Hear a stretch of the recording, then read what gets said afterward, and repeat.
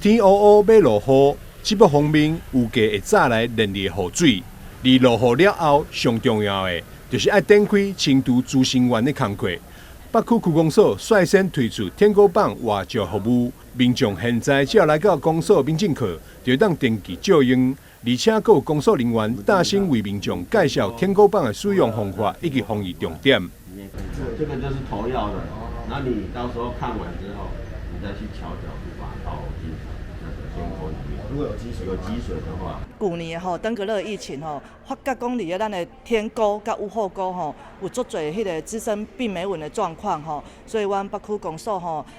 为即日起啦推出你若愿意摕迄个天沟棒来巡检阮得送你小礼物。那这个天沟棒呢，一般的住户一定无迄个物件，咱目前伫阮北区的每一个办公处、立办公处甲公所拢有准备天沟棒民众也有需要要巡恁兜的天沟的时阵欢迎恁来甲阮借用借用只要有出示照片有来完成巡检的话我们公所会准备精美的小礼物来送给大家。区长潘宝书强调，正日每号季节，雨后容易滋生天狗的白尾网。这个时阵风雨若小可有疏忽，天狗的疫情恐吓阁会发生。呼吁民众一定要落实巡、倒、清、刷，大家做伙来赶尽杀绝。记者张世伟采访报道。